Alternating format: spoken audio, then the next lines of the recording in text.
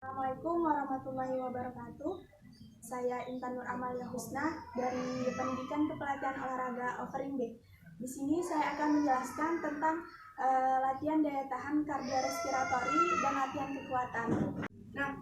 Di sini saya akan menjelaskan tentang latihan daya tahan kardiorespiratori terlebih dahulu.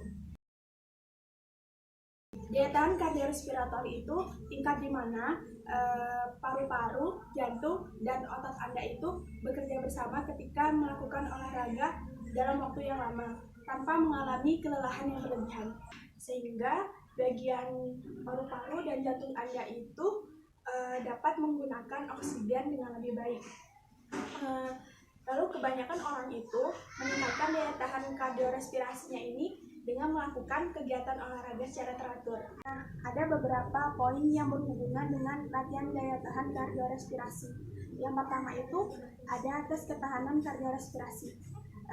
Daya tahan kardiorespirasi ini diukur dengan pengambilan oksigen atau VO2 max dan bagaimana penggunaannya selama latihan intens. Oksigen yang lebih tinggi itu dapat menunjukkan bahwa Anda menggunakan oksigen lebih banyak dan sistem kardiorespirasi Anda yang berfungsi secara efisien.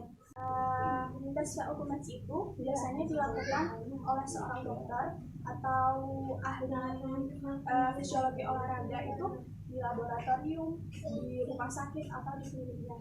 Nah, jika Anda ingin mencoba tes tersebut, Anda dapat melakukan tes submaksimal namanya, itu dengan instruktur kebugaran yang berkualitas. Dan jika Anda sehat secara fisik atau atlet, Anda dapat mengukur kebugaran kardiorespirasi menggunakan latihan tes treadmill ASEAN, lari 2,4 km.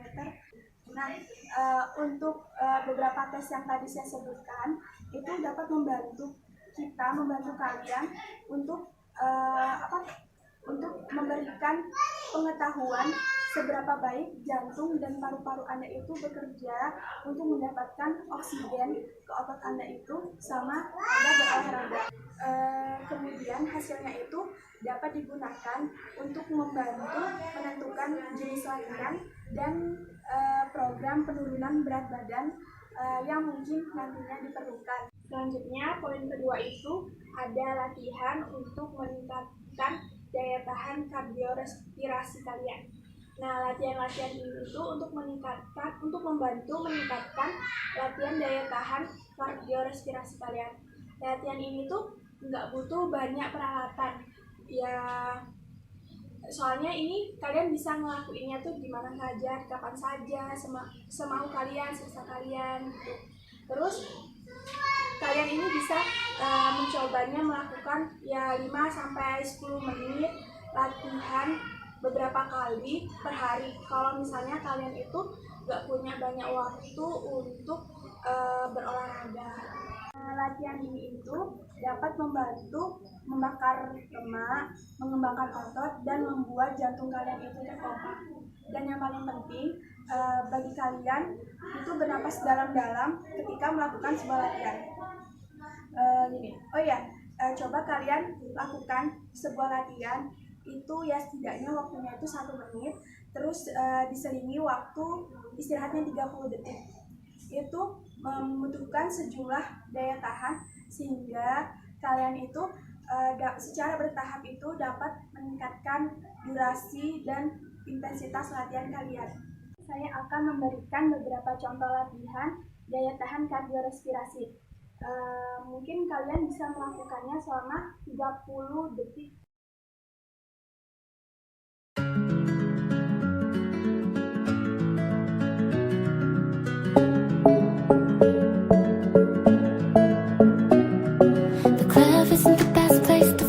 So the bar is where I go. Me and my friends at the tables, we just drinking fast and then we talk slow. Come over and start up a conversation with just me, and trust me, I give it a chance. Now take my hand, step up and the man on the jukebox, and then we start to dance. Now I'm singing like, do you know I want your love? Your love was handmade for somebody like me.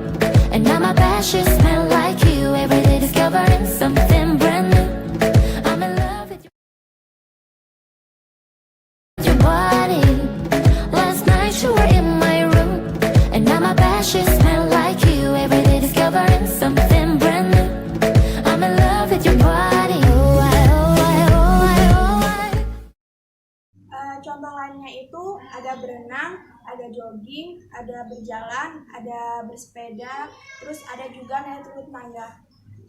Lalu juga ada namanya parkour atau speedway. Itu untuk membangun dan mengembalikan atau memelihara kondisi tubuh. Latihannya ini dilakukan di alam-alam terbuka, itu seperti di bukit, di tanah, atau di tanah yang berpasir, atau di semak-semak. Lalu yang kedua itu ada namanya interval training. Latihannya itu diselingi interval, yaitu istirahat. Itu biasanya dilakukan dalam satu sesi latihan dan itu tuh diselingi sama istirahat. Terus interval training itu mempunyai beberapa faktor. Yang pertama itu lamanya latihan, terus repetisi atau pengulangannya, beban latihan, sama ada namanya recovery. Misalnya contohnya itu lari 400 meter, terus temponya itu 80 detik. Lalu repetisinya itu sebanyak 10 kali dan waktu istirahatnya itu mungkin ya 3 sampai 5 menit. Oke, tadi itu beberapa contoh latihan dari daya tahan kardiorespirasi.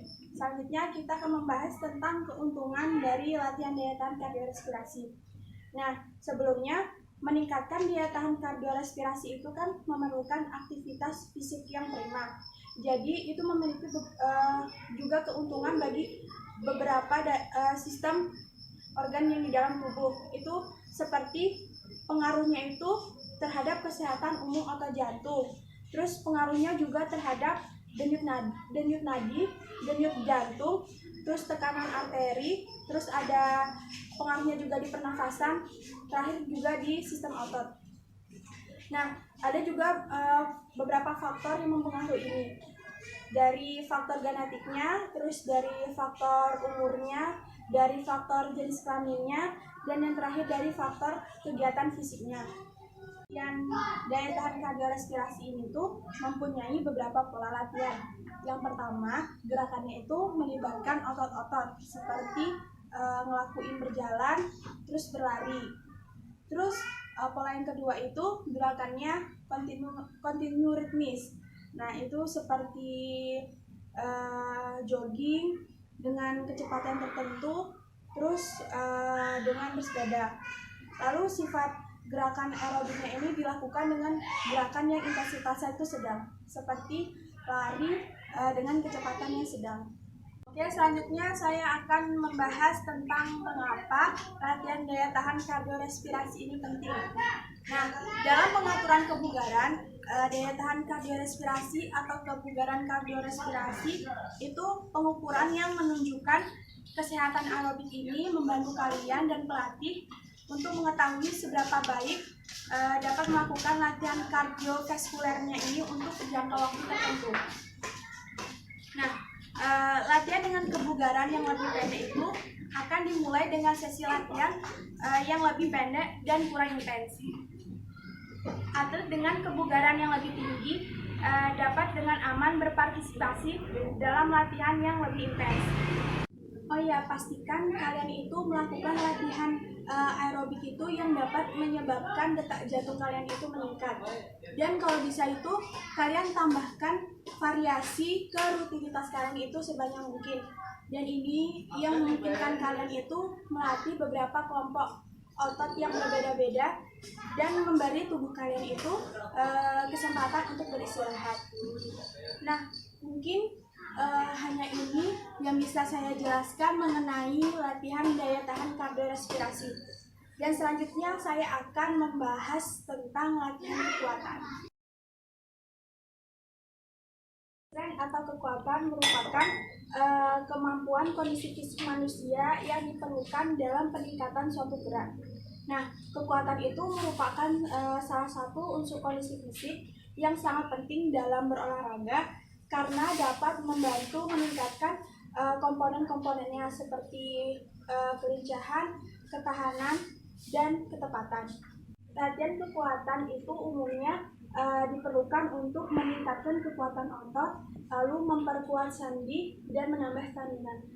Namun sebelum memulai latihan kekuatan, Anda itu dianjurkan untuk mempelajari terlebih dahulu jenis dan teknik latihan kekuatan yang cocok untuk melatih otot tubuh kalian. Untuk mengurangi resiko cedera dan memaksimalkan manfaat latihan kekuatan, kalian yang melakukan latihan ini disarankan untuk melakukan latihan kekuatan itu secara bertahap sebanyak 2 kali per minggu. Nah, tapi kalian melakukannya itu jangan dalam jangka waktu 2 hari berturut-turut. Jadi kalian bisa mengatur jadwal latihan kalian itu sesuka kalian, yang misalnya itu hari Senin dan Kamis atau hari Selasa dan Jumat, ya sesuai waktu yang kalian bisa. Latihan kekuatan itu kalian bisa melakukannya di tempat-tempat kebugaran, yaitu di gym, ya seperti sekarang itu kan udah ada di mana-mana.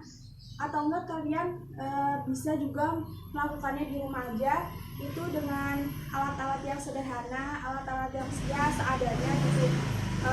Oh ya, dan yang harus perlu diingat, sebelum melakukan latihan kekuatan itu, kalian harus melakukan pemanasan terlebih dahulu. Ya seperti jalan cepat atau stretching biasa, setidaknya itu waktunya ya 5-10 menit pemanasan. Selanjutnya, bentuk latihan yang cocok untuk mengembangkan kekuatan itu ada namanya latihan tahanan atau biasa disebut dengan resistance exercise, yang mana kita harus bisa mendorong, bisa menarik, atau bisa mengangkat suatu beban. Dan bebannya itu tuh bisa berasal dari tubuh kita sendiri atau yang biasa disebut dengan internal resistance, dan juga bisa berasal dari luar tubuh kita yang namanya external resistance. Lalu agar hasilnya baik itu, latihan tahanan itu harus maksimal untuk menahan beban, dan bebannya itu harus sedikit demi sedikit itu bertambah berat agar perkembangan ototnya itu meningkat. Lalu bentuk latihannya itu sendiri diantaranya itu ada yang mengangkat barbel, dumbbell, terus weight training, ada juga lempar bola medicine namanya, dan latihan dengan alat-alat menggunakan pair yang atau dinamakan string devices. Ada juga beberapa poin yang berhubungan dengan latihan kekuatan. Adapun dalam periodisasi itu, latihan strength itu terdiri dari yang pertama ada namanya fase adaptasi anatomi, yang kedua itu ada namanya fase maksimum strength, terus yang ketiga namanya itu fase konversi, lalu yang keempat tuh namanya fase maintenance atau pemeliharaan, terus yang terakhir itu ada namanya fase transition. Poin selanjutnya itu ada manfaat dari latihan kekuatan. Nah, manfaatnya itu sendiri itu tidak hanya untuk meningkatkan daya tahan otot, ada juga untuk memperlancar peredaran darah, terus meningkatkan metabolisme dan fungsi organ tubuh, meningkatkan kepadatan dan kekuatan tulang, lalu juga ada menjaga fleksibilitas dan keseimbangan tubuh, lalu ada memperbaiki postur tubuh, terus mengurangi resiko penyakit. Itu penyakitnya seperti penyakit jantung, obesitas, terus ada juga ya penyakit diabetes atau penyakit sakit pinggang. Lalu manfaatnya juga meningkatkan kualitas tidur dan mencegah insomnia. Lalu juga ada meningkatkan rasa percaya diri, menjaga berat badan ideal, dan juga dapat memperbaiki mood. Namun yang perlu Anda ingat, manfaat latihan kekuatan ini tidak bisa didapatkan secara instan. Jadi kalian itu harus memperoleh manfaatnya itu dengan melakukan latihannya itu secara rutin dan menerapkan pola hidup yang sehat. Itu seperti makan makanan bergizi yang seimbang, terus istirahat yang cukup, terus kalian juga harus menghindari dari pikiran-pikiran yang buat kalian stres, terus juga tidak merokok. Poin selanjutnya itu kita akan membahas tentang jenis-jenis latihan kekuatan. Nah, berikut ini beberapa latihan kekuatan yang kalian bisa lakukan tanpa membutuhi alat-alat khusus. Can we let the story begin? We're going out on our first day. You and me, you're 30 ago. You give me, fill up your bag, and I fill up a plate. We took 4 hours and hours about sweet and sour, and how your family is doing. Push up itu tuh merupakan salah satu jenis latihan kekuatan tanpa memerlukan alat bantuan. Nah, latihan ini tuh memanfaatkan beban tubuh untuk meningkatkan kekuatan otot bahu, otot dada, terus otot lengan, dan otot perut. Selain itu, push up itu juga baik untuk kesehatan jantung. Family is doing okay. Living good in a taxi, kissing the backseat till the driver make the radio play, and I'm singing like, do you know I want your love? Your love was handmade. Dan plank ini juga merupakan jenis latihan kekuatan yang dapat mengencangkan otot punggung, otot dada, terus juga ada otot bahu dan otot perut.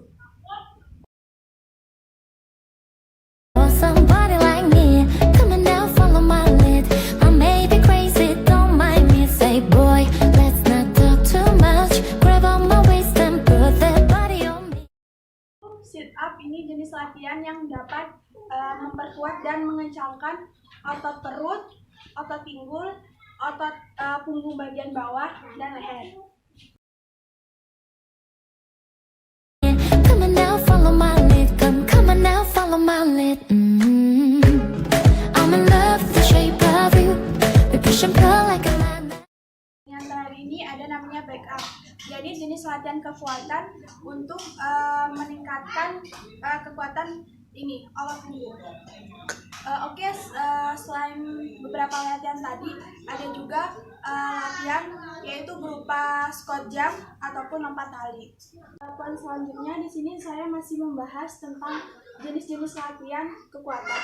Hanya saja latihan kekuatan ini biasanya dilakukan di tempat-tempat fitness.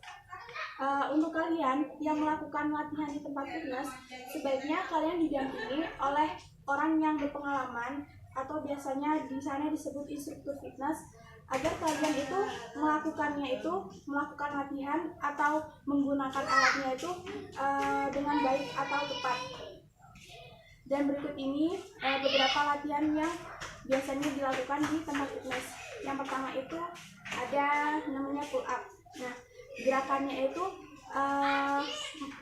mengangkat tubuh dengan posisi tubuh itu bergelantungan dan tangan itu mencengkram sebuah tiangnya itu. Nah, tujuannya ini tuh untuk meningkatkan daya tahan otot tubuh bagian atas seperti lengan, bahu, punggung, dada, dan perut. Selanjutnya itu ada namanya bench press. Nah, bench press itu dilakukan kita tuh mengangkat barbel dalam keadaan posisi tubuh itu berbaring. Nah, tujuannya itu untuk mengencangkan otot dada, bahu, dan lengan. Jenis latihan selanjutnya itu ada namanya sit cable row. Dia ini alatnya digunakan dengan cara ditarik dan penggunaannya itu sesuai bobot penggunanya. Nah, tujuannya itu untuk mengencangkan otot punggung dan lengan bagian bawah. Latihan di atas masih banyak jenis-jenis latihan lainnya yang dilakukan untuk meningkatkan daya tahan otot tubuh bagian tertentu. Nah, untuk menentukan jenis gerakan atau alat-alat yang diperlukan pada saat latihan, kalian bisa meminta atau merekomendasi kepada instruktur fitness atau orang-orang yang sudah kalian percayai untuk melatih latihan kekuatan kalian, atau juga kalian bisa berkonsultasi ke dokter untuk menanyai hal-hal demikian. Mungkin hanya ini yang bisa saya berikan, yang bisa saya jelaskan tentang latihan daya tahan kardiorespirasi dan latihan kekuatan. Terima kasih atas perhatiannya. Mohon maaf jika banyak kekurangan dari saya, dari penyampaiannya, dari kata-katanya banyak yang kurang. Sekian, saya Intan Nur Amalia Husna. Wassalamualaikum warahmatullahi wabarakatuh.